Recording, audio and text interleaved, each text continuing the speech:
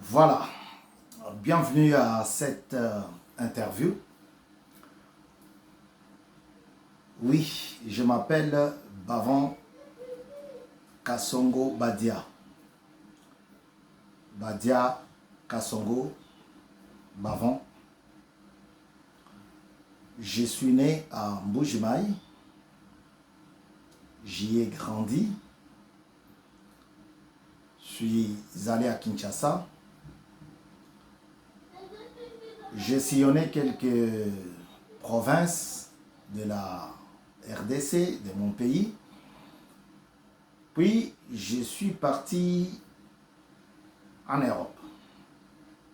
Après quelques visites dans 2 pays africains, je suis parti en Europe, plus précisément en France, à Paris. J'ai eu à faire une formation théologique. Et de là, j'ai opté pour l'écriture, la publication. Je suis quelqu'un qui parle beaucoup. Je parle beaucoup, j'ai réfléchi aussi beaucoup. Vous savez, pour parler, il faut réfléchir. J'écoute beaucoup. C'est ce qui fait que j'ai beaucoup d'amis. Je me retrouve à l'aise dans l'écriture. D'abord, parce que c'est un métier qui demande beaucoup de réflexion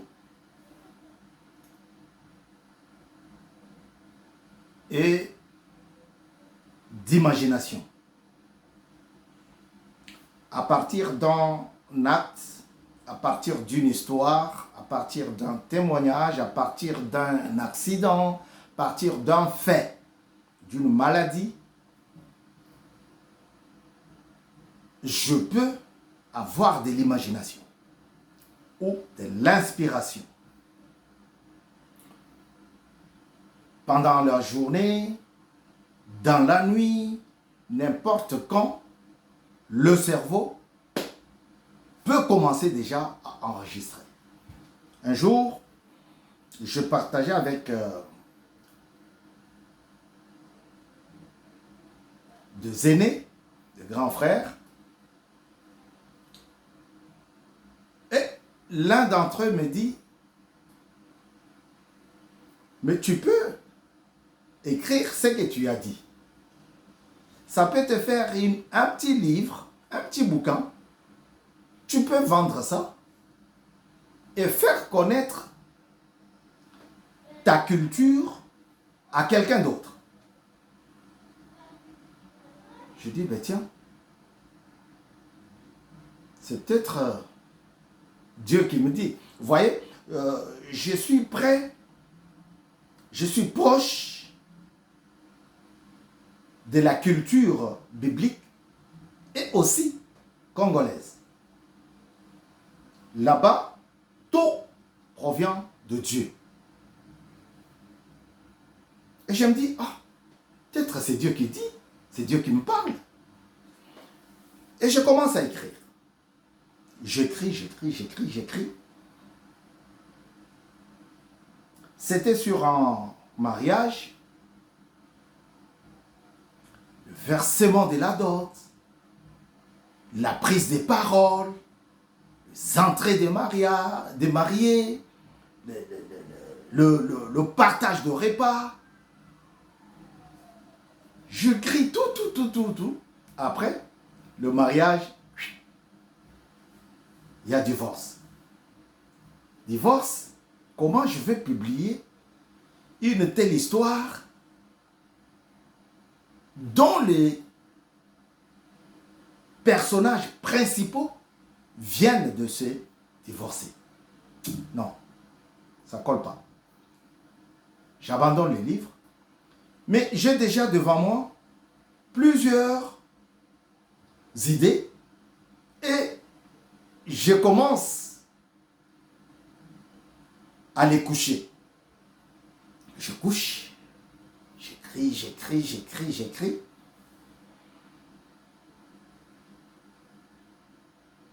Et je publie mon premier ouvrage. Je ne l'ai pas ici. Ça s'intitule « Je veux planter un palmier ».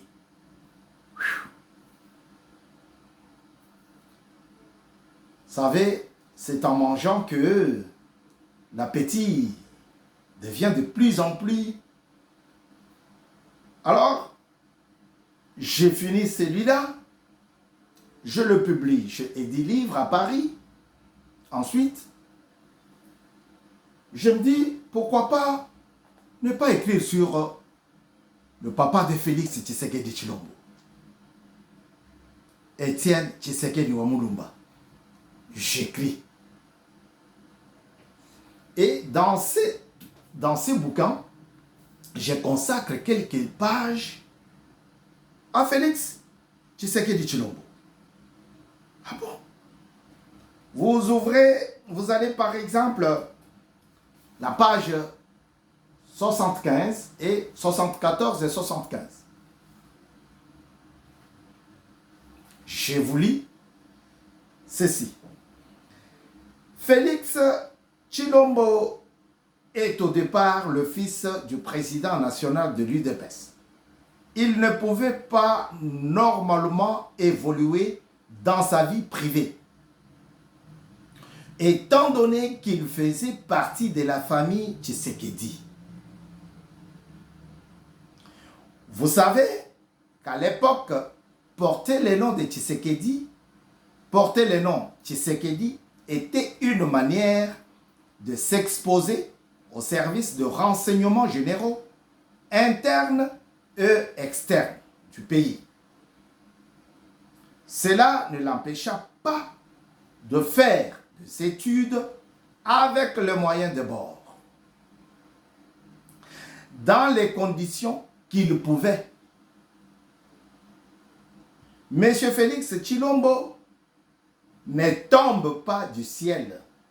Il a commencé sa carrière politique comme membre de la cellule UDPS jusqu'au poste du secrétaire général chargé des affaires extérieures et chargé des questions diplomatiques. Poste qu'il occupa jusqu'à la veille de la mort de son père, Étienne Tshisekedi Wamulumba. Donc, écrire, j'ai écrit. Je ne savais même pas que Félix Tshisekedi pouvait passer du poste de secrétaire général à la présidence où il occupe aujourd'hui la magistrature suprême. Je ne savais pas. Mais j'ai écrit des choses sur lui ici, dans ces bouquins. Le livre a été publié juin 2017. Et juin 2017, personne ne pensait que Félix Tshisekedi pouvait postuler comme président de la République. Nous l'avons parlé ici. J'ai commencé comme ça. Après, j'ai publié Jésus, l'ami fidèle. Non, excusez-moi. Avant, j'ai publié celui-ci. Dans ta présence, Seigneur, pour t'adorer. Écrire, c'est une passion. Il faut aimer les lettres. Il faut aimer les lettres. Il faut aimer la lecture. Il faut regarder les documentaires, il faut visiter, il faut se promener.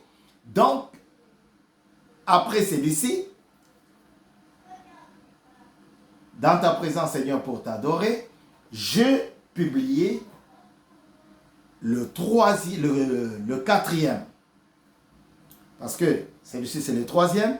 J'ai publié en premier, je voulais planter un palmier.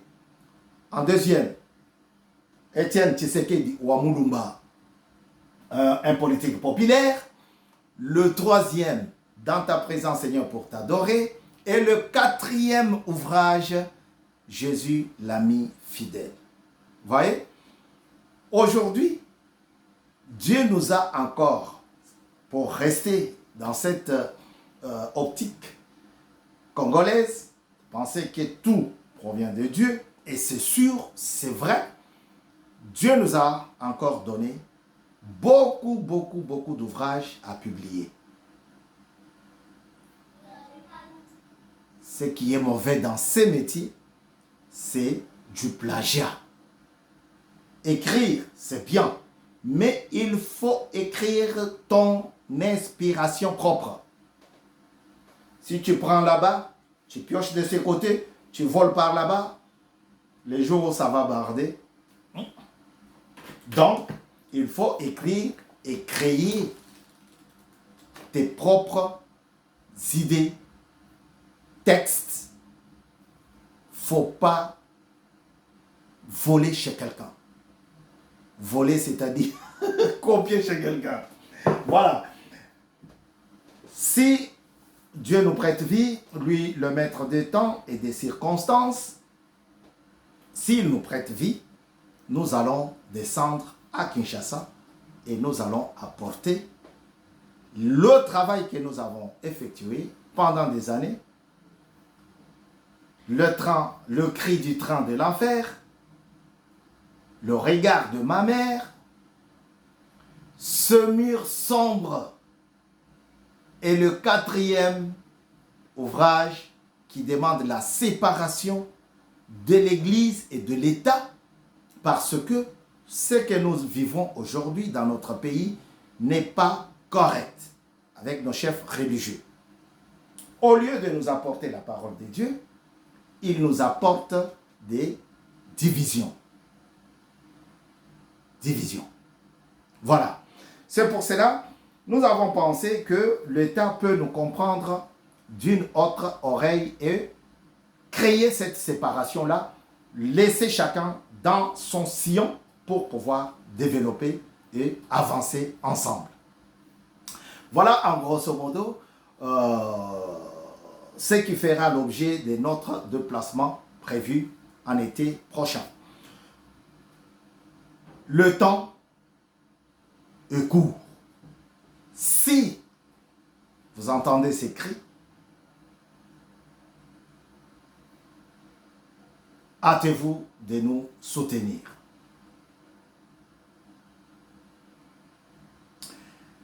Quelqu'un m'a dit, tu as beaucoup de choix devant toi. Mais pourquoi tu as choisi seulement les livres? Il n'y a pas de gens qui disent... J'ai dit, le livre est une richesse.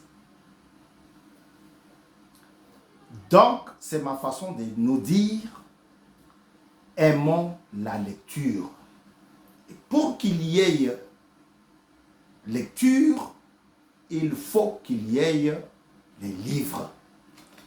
Un livre est une richesse. C'est un trésor comme tous les autres. Vous voyez?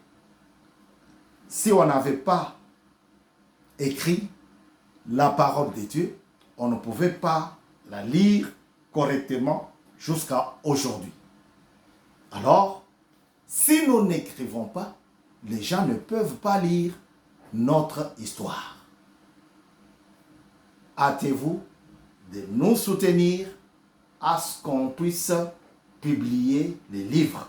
Aujourd'hui, peut-être, il ne pourra pas aider, il ne pourra pas servir, mais demain, il pourra souvenir. Il pourra aider pour garder nos souvenirs. Ces messieurs, beaucoup ne l'ont pas vu parce qu'ils ne sont pas nés à son époque. Mais aujourd'hui, beaucoup peuvent le voir en regardant ou en lisant un livre sur sa vie, sur son combat politique, comme nous l'avons fait. En fait, c'est ma façon de vous dire, soutenez l'œuvre de l'autre. Soutenez ceux qui écrivent. Sans les livres, c'est comme il n'y a pas d'histoire. Et pourtant, nous avons passé des moments merveilleux qui peuvent rester placardé. Le livre est un trésor. Si Dieu nous prête vie, nous allons descendre pour pouvoir apporter le travail que nous avons déjà effectué. Alors, mon conseil, c'est de vous dire, évitez de copier les autres. Fais ce qui est une passion pour toi. Voilà. C'était votre ami, votre frère, compatriote Bavon Moukoulou, Bavon Kassongo Badia. Avec plaisir, je serai content, très content de vous voir à l'un de mes rendez-vous de publication, dédicaces et sortie officielle de l'un de nos ouvrages. À très bientôt sur Kinshasa.